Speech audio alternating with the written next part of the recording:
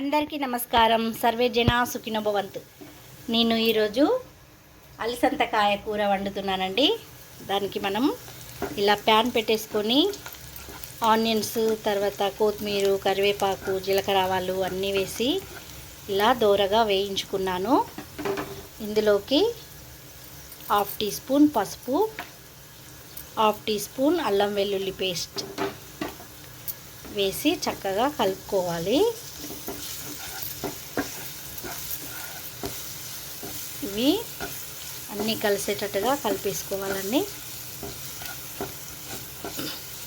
అలసందకాయ కూర కూడా చాలామంది ఇష్టపడరండి, కానీ టేస్ట్గా వండితే చాలా బాగుంటుంది.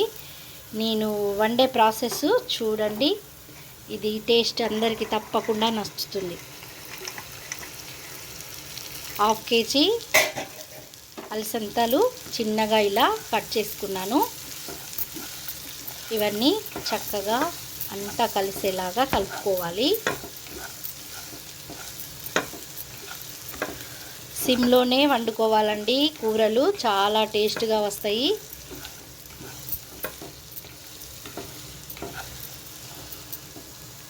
ఇప్పుడు మూత పెట్టేసుకొని కాసేపు ఒక 5 మినిట్స్ ఉడకనివ్వాలి. చూద్దామండి కూర ఉడికిందా.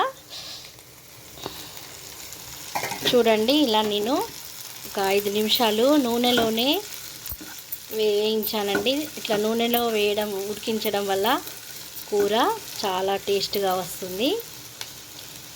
ఇప్పుడు ఇందులోకి మనం ఉప్పు, కారం అన్నీ వేసుకుందాం. 1.5 టీ స్పూన్ కారం పొడి, 1/2 teaspoon salt, 1 teaspoon కొబ్బరి పొడి, 1/2 టీ స్పూన్ జీలకర్ర పొడి. జీలకర్ర పొడి వేయడం వల్ల చాలా టేస్ట్గా ఉంటుందండి. 1 టీ స్పూన్ ధనియా పొడి. ఇవన్నీ వేసి చక్కగా కలుపుకోవాలి. కొన్ని పొడులు వేయడం వల్ల కూరలకు చాలా టేస్ట్ వస్తుందండి. ఈ జీలకర్ర పొడి, ధనియా పొడి, కొబ్బరి పొడి ఇవి చాలా బాగుంటాయండి కొన్ని కర్రీస్కి. ఇలా చక్కగా కలుపుకోవాలి. అన్నీ కలిసేలాగా కలుపుకొని ఒక 1/2 గ్లాస్ వాటర్ పోస్తున్నాను. 1/2 గ్లాసు వాటర్ పోస్తున్నాను. ఈ అలసందకాయలు మంచిగా ఉడుకుతాయండి.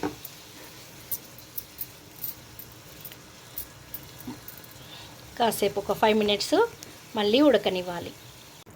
అమ్మ పాడే జోలపాట అమృతాని కన్న తీయనంట, అమ్మ పాడే లాలిపాట తేనెలూరి పారే ఇరులంట. నిండు జాబిలి చూపించి 2 బుక్కలు గిల్లేసి, నిండు జాబిలి చూపించి గోటితో బుక్కను గిల్లేసి, ఉక్కును పట్టి ఊయలోపే అమ్మలాలనా, ఊపిరి పోసే 100 ఏళ్ళ నిండు దీవెనా, అమ్మ పాడే లాలిపాట తేనెలూరి పారే ఇరులంట. Thank you. ఒకసారి మూత తీసి చూద్దామండి. వావ్, చూడండి కూర మంచిగా దగ్గరికి అయింది కదండి. ఇలా నూనె బయటకు వచ్చింది. అలసందల కాయ కూడా మంచిగా ఉడికిపోయింది. ఇప్పుడు ఇందులోకి మనం కొత్తిమీర వేసుకోవాలి.